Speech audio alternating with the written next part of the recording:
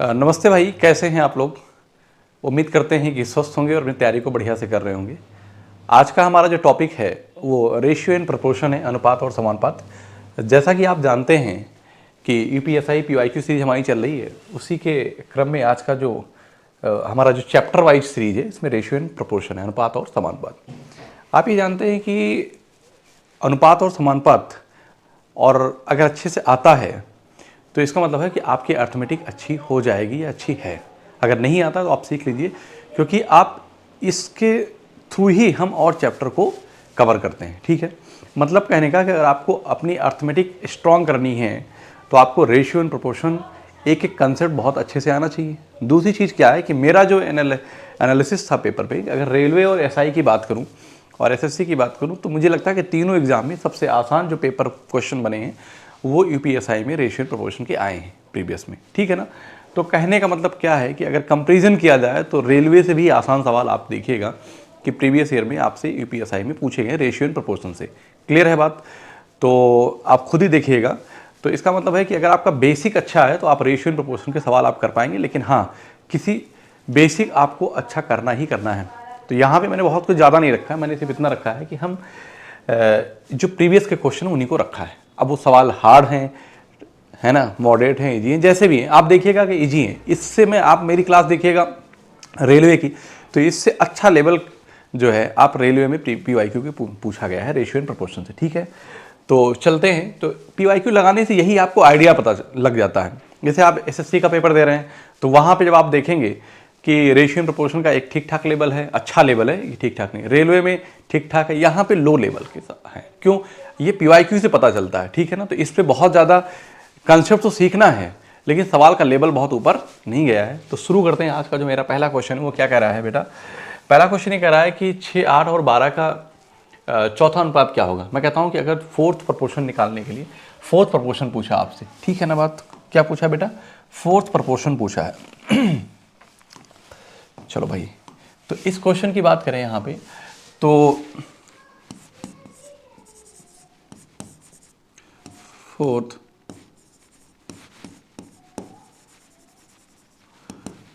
Proportion पूछा है। ठीक है ना। अब मैं कहता हूं कि तीन संख्याएं, यदि तीन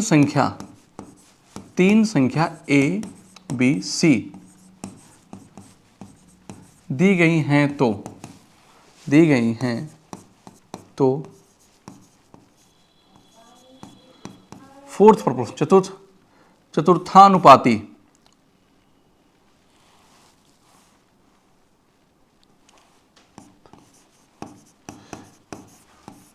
क्या होगा। तो आप इस बात को नोट कर लीजिएगा अपने कॉपी में। तो मैं कहूँगा कि अगर ए बी सी तीन संख्याएं दी हैं तो आप लिखेंगे A ratio B proportion C ratio, आपने माना फोर्थ प्रोपोर्शन जो है वो एक्स है, ये मैंने आपने मान लिया। तो आप जाते हैं, ये बाह्य है और ये अंतः है। ठीक है ना, एक्सटर्नल और मिड टर्म, इनर।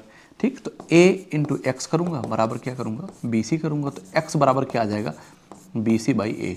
इसका मतलब जब भी आपको फोर्थ प्रोपोर्शन निकालना होगा बेटा, इसका मतलब ये है कि ए बी सी तीन टर्म है तो बी सी बाई ए कर देंगे। तो मैं डायरेक्ट यहाँ पे करूँगा कि तीन टर्म है तो फोर्थ प्रोपोर्शन लिखूंगा। अगर मैं क्या लिखूंगा, फोर्थ प्रोपोर्शन,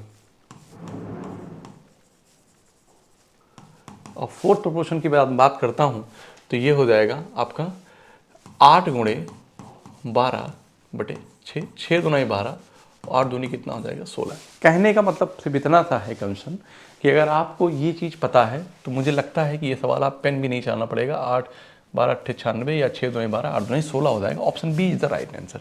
आप 2 से 3 सेकंड में कर लेंगे। आप देखिएगा ऐसे भी सवाल प्रीवियस से पूछे गए हैं। ठीक है ना, आगे चलते हैं। यदि ए रेशियो बी बराबर 5:7 है, यहाँ पे कॉमा लगेगा, यहाँ क्या लगेगा बेटा, कॉमा लगेगा। ठीक है ना।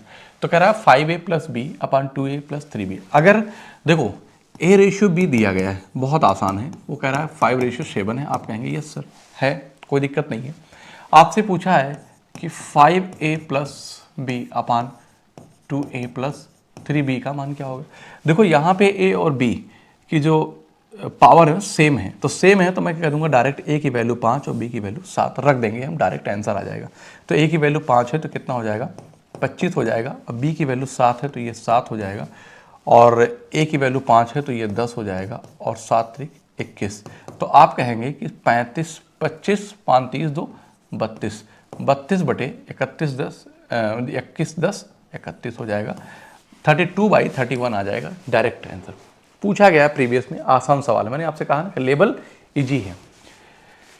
कह रहा किसी कॉलेज में पुरुषों और महिलाओं की संख्या के बीच का अनुपात 23:25 है, तो पुरुषों की संख्या में 20% की वृद्धि होती है और महिलाओं की संख्या में 30% की वृद्धि होती है, तो कॉलेज में पुरुषों और महिलाओं का नया अनुपात क्या होगा? कॉलेज में पुरुषों और महिलाओं का नया अनुपात क्या होगा? तो मैं कहता हूँ कि जब कॉलेज है ना, क्या है? कॉलेज है, कॉलेज में मेल और फीमेल की बात किया उसने। मेल कितने हैं? वो 23 हैं, और फीमेल कितने हैं? 25 हैं। ये अनुपात दे रखा है। कह रहा है कि पुरुषों की संख्या 20%, मैं कहता हूँ कि यही पूरी संख्या है तो 120% हो गया, आप कहेंगे यस सर। और इसमें 30%, 130%, आप कहेंगे यस सर। तो नया जो अनुपात बनेगा यही बन जाएगा, परसेंट से परसेंट कैंसिल हो जाएगा, आप कहेंगे यस सर। परसेंट से परसेंट कैंसिल हो जाएगा, आप कहेंगे यस सर, ठीक है ना। उसके बाद इस 0 से 0 कैंसिल हो जाएगा, आप कहेंगे यस सर, कोई दिक्कत नहीं है, ठीक है ना। और कुछ कटने वाला है क्या? हाँ, ये 23 और 12 है, और ये 25 और 23 25 20% और 30%, ठीक है। हाँ, 23:24, 13 बेटा यहाँ पे भी ये मिस्टेक हो गई। 23:24 इसका मतलब है कि यहाँ पे तभी बन पाएगा जब ये जो 25 लिखा है ना बेटा, यहाँ पे गलत लिख गया है, इसका मतलब है यहाँ पे इन्होंने गलत लिख दिया है। ये कितना होगा? ये 24 होगा, ठीक है। अगर ये 24 होगा तो आप मेरी बात ध्यान सुनिएगा, तो जब मैं यहाँ 24 करूँगा तो देखो बन जाएगा, फिर आपका ऑप्शन मैच करेगा, ठीक है ना। आपके ये 24 होगा, ठीक है। तो जब 12 से कट करेंगे तो 12 दूनी क्या हो जाएगा? 24 हो जाएगा। तो आप देखिए इधर कितना बचा? इधर बचा 23, और ये क्या हो गया? 13 दूना 26। बताओ भाई कोई दिक्कत है क्या? तो 23:26 ऑप्शन में है, yes, option D is the right answer, option D is the right answer. Otherwise क्या होता ना कि ये 25 था तो मल्टीपल कटने का कोई चांस ही नहीं था, तो बहुत बड़ा नंबर आ जाता, नंबर छोटे थे रेशियो के फॉर्म में, ठीक है ना। तो मैं इससे समझ गया कि वहाँ पे नंबर मिसिंग है। क्लियर है? आगे चलते हैं। कह रहा है कि 4:9 के अनुपात में ए और बी के बीच 39 कोणियाँ व्यतीत की जाती हैं, तो बी को ए से कितनी अधिक मिलेगी?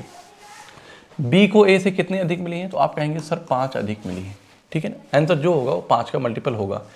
तो बी को ए से कितनी अधिक मिली है? तो मैं कहता हूँ आंसर जो कुछ भी होगा वो 5 से अधिक होगा, तो एक ही ऑप्शन है, ये होगा। आप कहेंगे सर लगा के दिखाइए, तो मैं कहता हूँ 9 4 13, जो 13 यूनिट की जो वैल्यू है ना बेटा, 13 यूनिट की जो वैल्यू है वो 39। आप लगाइए नहीं, ऐसे सवाल को अगर आप पेपर में लगाते हैं फिर प्रॉब्लम है, अभी आप तैयारी से दूर हैं। आपसे पूछा गया है कितना बी को ए से कितना अधिक? 5 अधिक मिली। तो 5 यूनिट की जो वैल्यू मैं निकालूंगा ना, 5 यूनिट की वैल्यू जब मैं निकालूंगा तो 39/13 और गुणे क्या कर दूंगा? 5। तो 13 × 39 और 3 बचे कितना हो जाएगा? 15। मुझे लगता नहीं कि इसको करने की जरूरत थी, ये सवाल तो आप देख के ही कर लेते। क्लियर है? तो इतने हल्के सवाल भी आपसे यूपीएसआई में पूछे गए हैं रेशियो एंड प्रोपोर्शन से। यहाँ पे क्या कह रहा है? कह रहा है कि 10x + 5/42x + 8 5/8 का 3 गुना अनुपात है, ठीक है ना। इसका मतलब ये कह रहा है कि 10x प्लस क्या लिखा है? 5 लिखा है, मेरी बात ध्यान सुनिएगा, और 42x + 8 जो है 5/8 का 3 गुना अनुपात है। मतलब कहने का है कि 5/8 का आप क्यूब कर दीजिए तो आप कहेंगे 125 हो जाएगा, ये क्या हो जाएगा? 512 हो जाएगा। कोई दिक्कत यहाँ पे? आप कहेंगे नहीं सर, x की वैल्यू हम निकालेंगे। x की जब वैल्यू निकालेंगे तो देखिए क्या होगा, मैं आपको बता देता हूँ। आप इसको 10 × 512 ही लिखिएगा x, ठीक, और प्लस 5 × 512 तो 25 और 12 5 60, ठीक, 2560 हो जाएगा। आप कहेंगे यस सर, कोई दिक्कत नहीं है। इधर आएंगे तो 125 से मल्टीप्लाई करेंगे तो मैं इसको 42 × 125 ही लिखूंगा। मैंने कहा जब भी कैलकुलेशन करते हैं ना, बड़ा नहीं, चाहे तो हिट एंड ट्रायल से कर दें, लेकिन वैल्यू सेट करके वो उससे बेहतर है। आप क्या कर रहे हो कि ऐसा x की वैल्यू ऐसी कौन सी ले लो कि 5 से मल्टीप्लाई करो 125 आ जाए, ठीक है ना। तो 25 पंचे 125 होता है, 25 पंचे 125, या और क्या 10 के मल्टीपल के फॉर्म में क्या बनेगा? तो उससे बेहतर है कि मैं यही कर लेता हूँ और इसको मल्टीप्लाई 125 अट्ठे क्या हो जाएगा 1000 बन जाता। आप कहेंगे यस सर कोई दिक्कत नहीं है, ये इसको इधर लेकर आएंगे, ठीक है ना। तो ये 512 एक्स है और ये 42 इतना एक्स है, मैं डिफरेंस ले लूँगा और इसका अंतर हो जाएगा। तो देखो कैसे बनेगा, ये हो जाएगा आपका 1560, इधर क्या बनेगा 1560। 512 एक्स कुछ भी कॉमन मिलेगा क्या, कुछ भी कॉमन मिलेगा क्या, तो चलो ठीक है 512 को 51 20 एक्स लिख देता हूँ, माइनस 125 गुना 250 के शून्य हासिल 25, 125 चौका 500 और 525 कितना हो जाएगा 525 एक्स बराबर इसके, ठीक है ना। 5250 हो गया। तो कहने का मतलब है कि ये इधर आया है, ये इधर आया है और ये इधर गया, इन दोनों का डिफरेंस लेंगे तो बेटा ये प्लस हो जाएगा, ये क्या हो जाएगा माइनस हो जाएगा। तो 51 20 से 80 हो जाएगा 52, तो 8 5 13 130 हो जाएगा। 130 एक्स बराबर किसके 156 एक्स के। कोई दिक्कत है क्या किसी बच्चे को यहाँ तक, कोई दिक्कत हो तो बताओ। 1560 ठीक है। क्या ये नंबर अरे 156 एक्स नहीं, 1560 हो जाएगा, ठीक है। मुझे क्या निकालना है, तो एक्स स्क्वायर ज्ञात करें।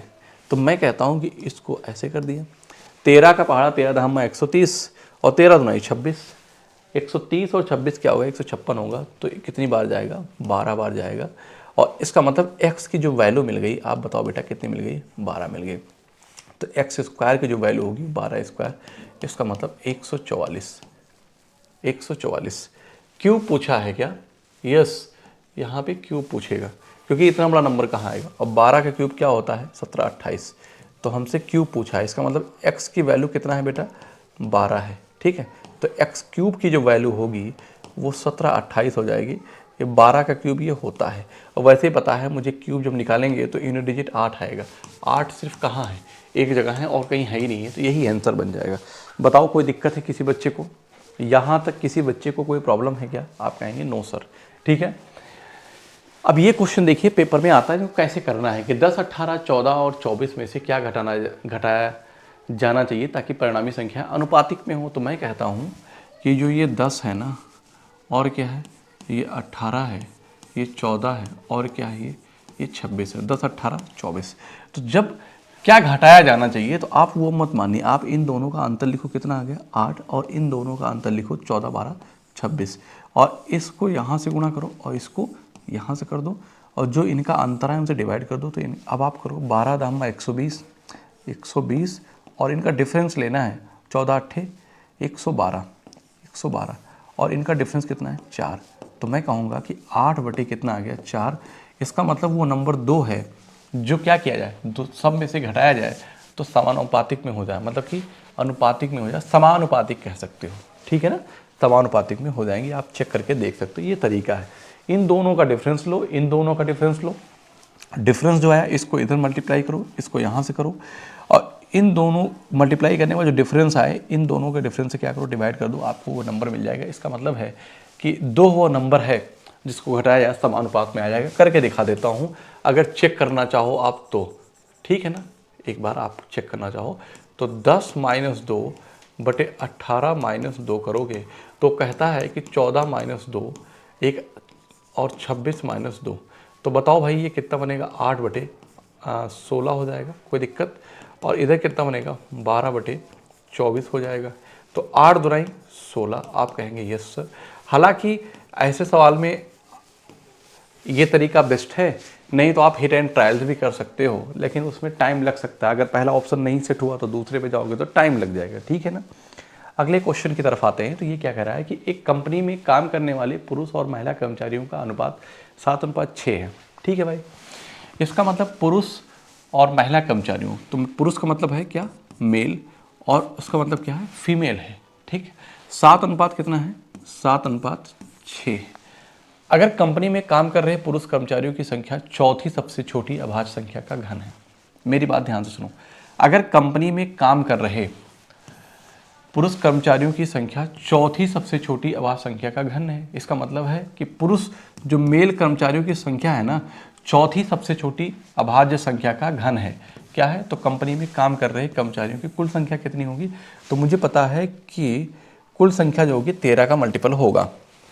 अरे भाई इसी के साथ मल्टीपल में आएगा तो 7 6 13 बनेगा, तो कुल संख्या जो बनेगी बेटा वो कितनी हो जाएगी, वो 13 ही हो जाएगी। क्लियर है बात?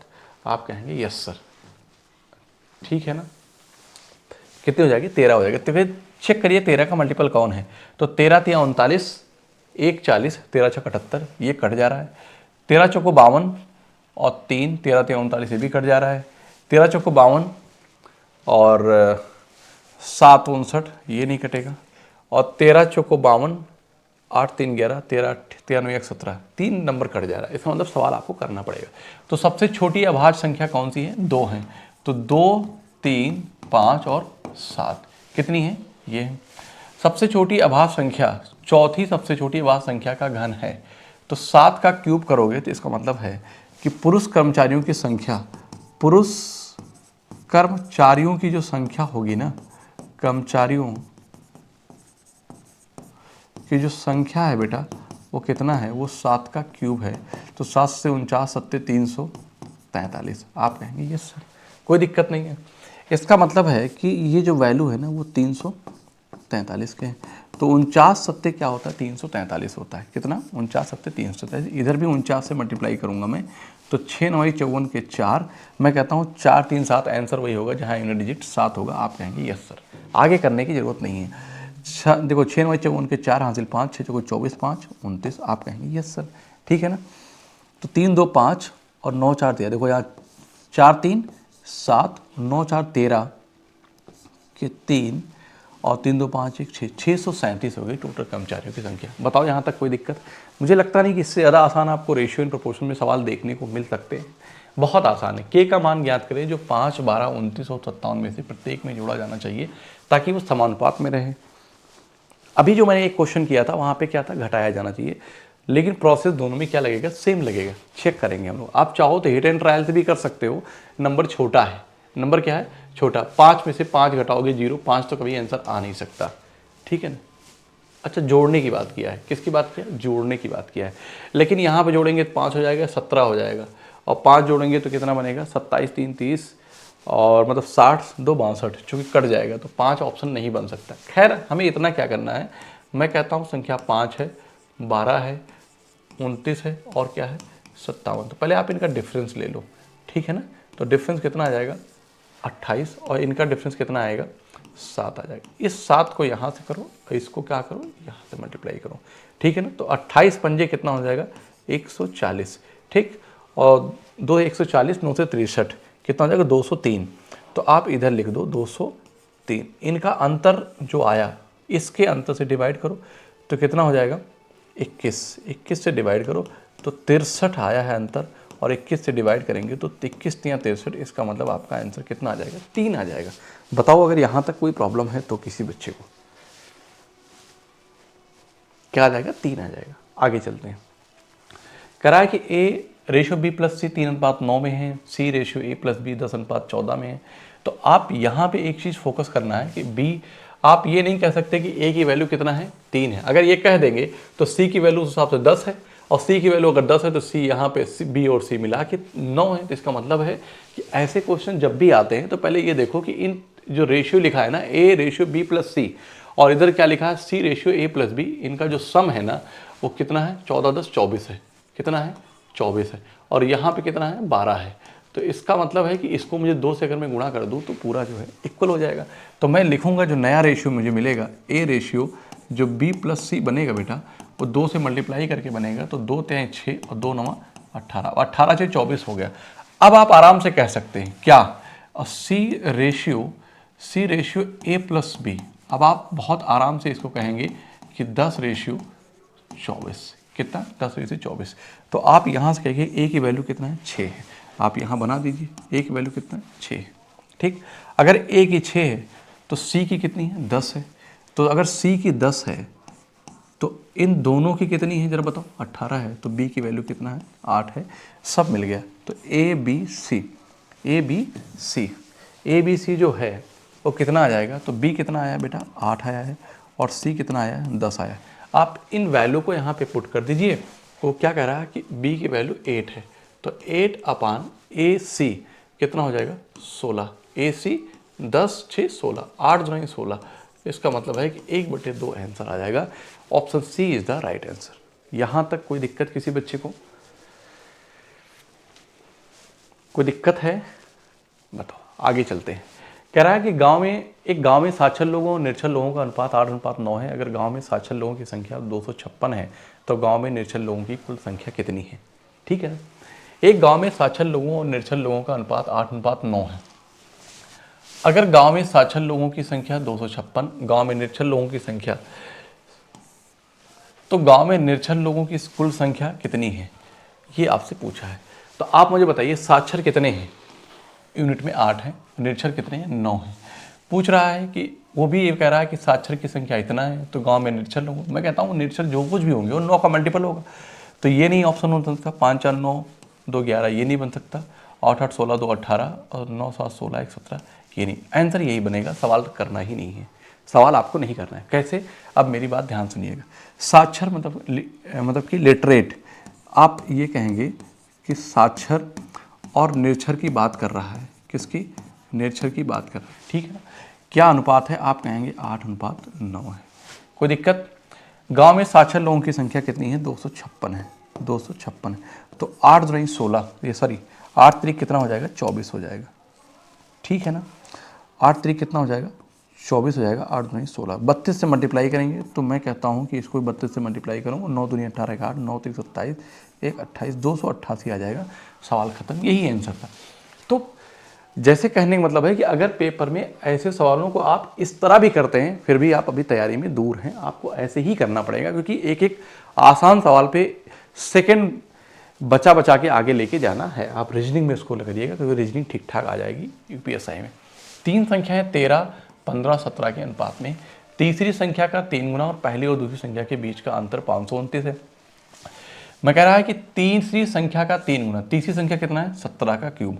17 17 कितना होता है? 289। 17 का क्यूब कर दो आप। और कह रहा है कि पहली और दूसरी संख्या के योग का अंतर है ना।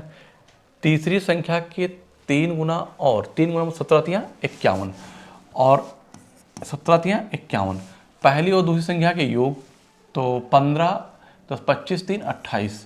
इन दोनों का जो अंतर नहीं, ये किस में आया बेटा? ये यूनिट में आएगा, ना कि आप एग्जैक्ट वैल्यू कहोगे। और आप कह रहा है कि ये जो वैल्यू है अंतर 529 है। यदि पहली और तीसरी संख्या के बीच अंतर ज्ञात कीजिए।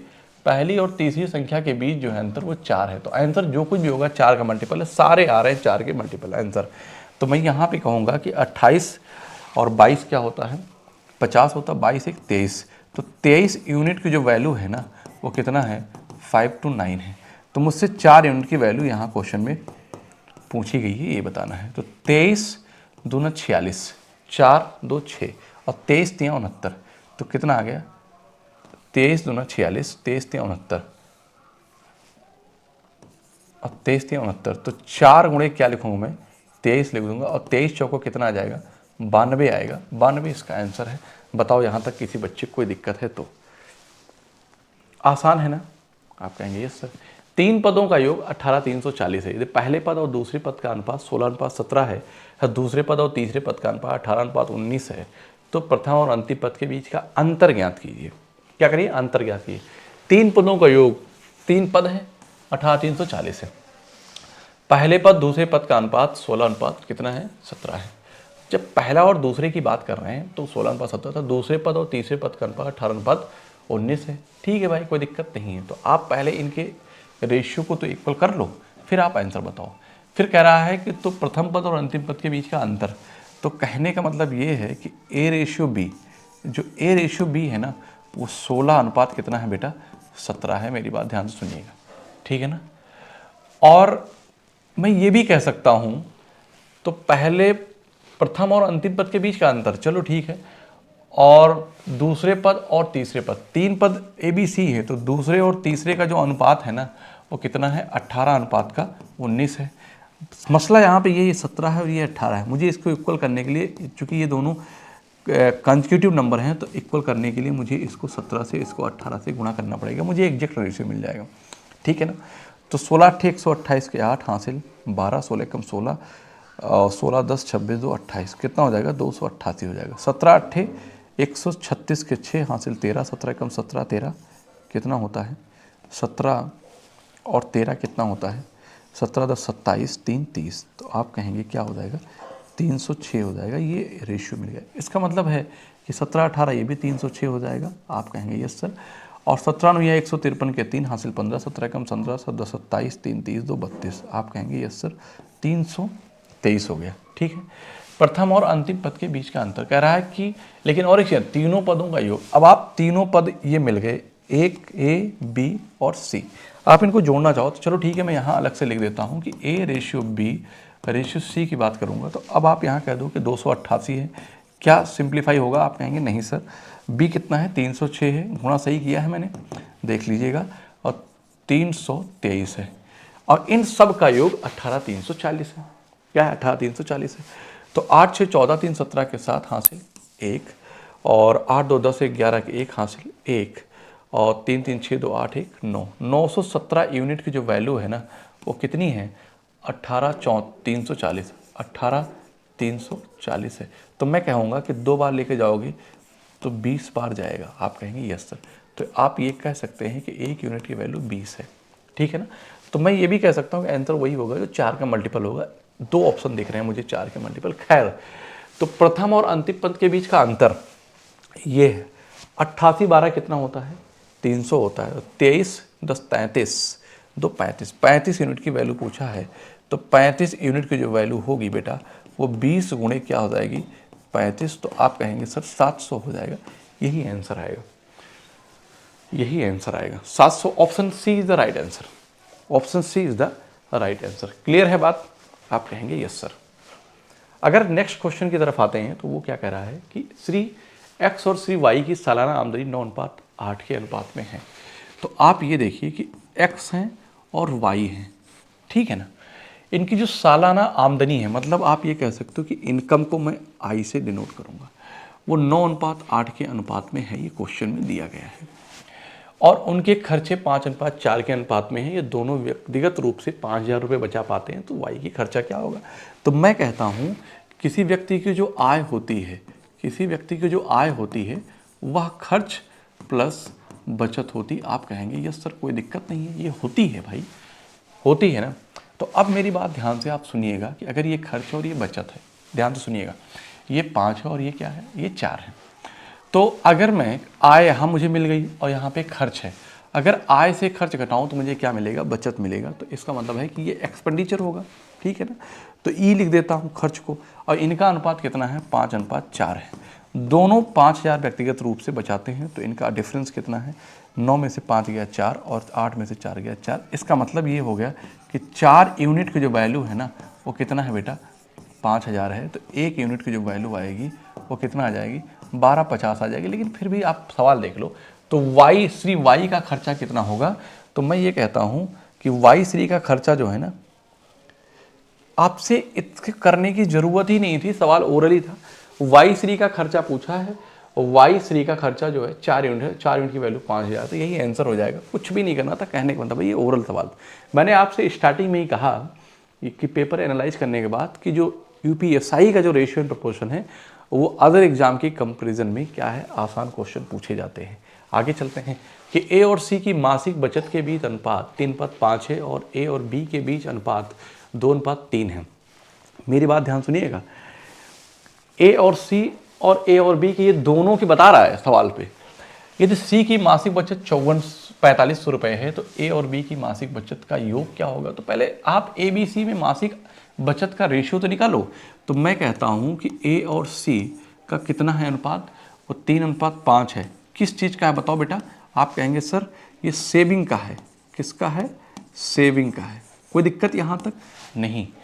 लेकिन आगे कह रहा है कि ए और बी की जो सेविंग का जो अनुपात है वो कितना है। तो आप कहेंगे सर 2:3 है। कोई दिक्कत। अब मेरी बात ध्यान सुनिए कि यहाँ पे ए 3 है, यहाँ पे 2 है, यही नहीं होना चाहिए था। इसका मतलब इसको हमें इक्वल करने के लिए 2 से यहाँ और हम 3 से यहाँ मल्टीप्लाई कर देंगे। इससे फ़ायदा क्या होगा। तो अब मैं कह सकता हूँ कि ए बी और सी का जो होगा वो 2 6 और 10 और 9 होगा। और ये क्या है, ये इनकी बचत का अनुपात है, ठीक है ना। यदि सी की मासिक बचत 4500 है तो ए और बी की बचत का योग क्या होगा? तो मैं कहूँगा ए और बी की बचत का योग जो होगा, और 10 6 16 मतलब कि 16 का मल्टीपल होगा। अगर कोई नंबर 16 का मल्टीपल है तो वह नंबर 2 और 8 दोनों का होगा। मैं चेक कर सकता हूँ 8 का। लास्ट के 3 डिजिट कहाँ से कट रहे हैं? यहाँ पे नहीं कट रहा है 8 से, 2 से तो सारे कट जाएंगे, ठीक है ना। ठीक, आगे नहीं करना है। ये करूँगा तो 8 दाम 80 और 11 अठे 88, 2 ये भी नहीं कटेगा, ठीक। और 8 1 कम 8 7 ये भी नहीं कटेगा, 8 9 72 ये भी नहीं कट रहा है। तो चेक कर, 16 का मल्टीपल होना चाहिए। अच्छा, तो चेक कर, सी की मासिक बचत 4500 है, 9 यूनिट की वैल्यू कितनी है? 4500 है। आप कहेंगे यस सर, ठीक है। तो 9 पचे 45, इसका मतलब कितना हो गया? 500 हो गया, है ना। यदि सी की मासिक बचत 3 त्रिका 9, 500, 9 पचे 4500 है, ठीक है। ए और बी की बचत का योग, ए और बी की बचत का 16 पंचे 80, 8000 हो जाएगा। 3:5 और 2:3 है, ठीक है ना। तो 2 तिहाई 6, 2 पंचे 10, 3 9 6, 3 त्रिका 9। तो इनकी जो सेविंग का अनुपात 6:10:9 है। यदि सी की मासिक बचत 4500 है, कितनी है? 4500 है। तो 9 यूनिट की वैल्यू कितना हो जाएगी? 4500 हो जाएगी। तो ए और बी की बचत का क्या योग है? अरे भाई 10 पचे 50, 5000 और 3000, 5 3 8000। ऑप्शन में है नहीं, पर होगा 8000 आंसर। या तो क्वेश्चन की लैंग्वेज में कहीं मिसिंग है। ए और सी की मासिक बचत के बीच अनुपात 3:5 है, सही लिखा है। और ए और बी के बीच अनुपात 2:3 का है, वो मासिक बचत की ही बात कर रहा है। यदि सी की मासिक बचत 4500 है तो ए और बी की बचत का क्या योग है? तो मैं तभी तो आ नहीं रहा था ऑप्शन, तभी तो आ नहीं रहा था। और 16 पंचे 80, 8000 आएगा। ए और सी कितना है? 3:5 है। और ए और बी कितना है? ए और बी कितना है? मैंने शायद गलती तो नहीं कर दिया है? ओफो, यहाँ पे देखो मैंने क्या मिस्टेक की है। देखो पहले, ये 3 गुना कितना हो जाएगा? 6। और बी तो यहाँ है ना, कितना है? 9 है भाई। और 5 दुनाई 10 हो जाएगा, यही तो मिस्टेक हो गई। तो 10 यूनिट की वैल्यू कितना है बेटा? 10 यूनिट की वैल्यू 4500 है। यहाँ पे गलती हो गई थी, ठीक है ना।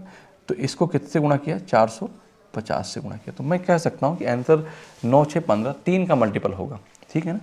तो बस क्या करेंगे कि ए और बी कितना है? 15। तो 15 गुणे 450 कर देंगे तो आ जाएगा। तो मैं कहूँगा 9 पचे 45, 9 का भी मल्टीपल होगा। तो 9 का भी मल्टीपल होगा, आंसर होगा, ठीक है ना। तो 9 4 13 ये नहीं है, 8 7 15, 4 19 ये भी नहीं है, 5 5 10 11 ये भी नहीं है, 7 5 12 6 18 यही है। गुणा करके देख लो, 15 0 0 और 15 पचे 75 के 5 हासिल 7, 15 चौको 60 60 67। बताओ भाई मिल गया कि नहीं मिल गया? यहाँ पे थोड़ा ध्यान देने की ज़रूरत थी, ठीक है बात। आप कहेंगे यस सर, कोई दिक्कत नहीं है, ठीक है। आगे चलते हैं बच्चों। क्वेश्चन 15 की बात करें तो 3 व्यक्ति ए बी और सी का कुल वेतन 1,44,000 है। यह क्रमशः 80%, 85% तथा 75% खर्च करते हैं, ठीक है। तथा इनके बचत का अनुपात 8 9 20 है। तो सी का वेतन क्या है? मतलब आपसे सी की इनकम पूछा है। तो मैं ये कह सकता हूँ यहाँ पे कि तीनों की जो कुल वेतन है, मतलब इनकम है, वो 1,44,000 है। अगर मेरी बात ध्यान सुनो, ये क्या कर रहा है? खर्च कर रहा है। तो 80% खर्च कर रहा है, तो बचा कितना रहा? 20%। इसका मतलब है कि जो 20% की वैल्यू कितना है बेटा? आप यूनिट में कहोगे सर कितना है? 8 है। किसके लिए? 8 है, ठीक। तो 5 से जब मल्टीप्लाई करूँगा तो ये 100% हो जाएगा, ठीक। तो ये इधर भी करूँगा तो आप कहेंगे सर कितना है? 40 है। मतलब ए की जो इनकम है ना, ए की जो इनकम है ना, वो कितनी है? 40 है, ठीक। और बी की यहीं पे बात करूँगा बेटा, तो बी का क्या हो जाएगा? आप कहेंगे कि सर 85% क्या कर रहा है? खर्च कर दे रहा है। तो कितना बचा रहा है? 15%। और 15% की वैल्यू कितना है? तो आप कहेंगे सर कितना है? 9 है। 15% की वैल्यू 9 है, ठीक। यहाँ से मैं सिंप्लीफाई कर सकता हूँ, 3 बचे 15 और 3 त्रिका 9। आप कहेंगे सर, तो फिर उसके बाद मैं 20 से मल्टीप्लाई करूँगा तो 20 पंचे 100% हो जाएगा। इसका मतलब 100% जो है ना ये, और इधर भी 20 से करूँगा तो कितना आ जाएगा? आ जाएगा 60। आप कहेंगे सर कोई दिक्कत नहीं है। ये बात तो आप ओरली भी कर सकते थे, फिर भी समझा दे रहा हूँ। 25 75% खर्च कर रहा है। कौन? सी। अगर 75% खर्च कर रहा है तो बचा कितना? 25%। 25% की वैल्यू कितना है? 20 है। आपसे क्या पूछा? 25% की वैल्यू कितना है? 20 है। तो 4 से इधर मल्टीप्लाई करूँगा और 4 से इधर मल्टीप्लाई करूँगा तो कितना हो जाएगा? 80 हो जाएगा। 60, 40, 100 और 80, 180। ये किस में आएगा बेटा? ये यूनिट में आ जाएगा। मतलब कहने का ये है कि जो 180 यूनिट की वैल्यू है ना, 180 यूनिट की जो वैल्यू है वो कितना है? वो 1,44,000 है। आप कहेंगे यस सर कोई दिक्कत नहीं है, 1,44,000।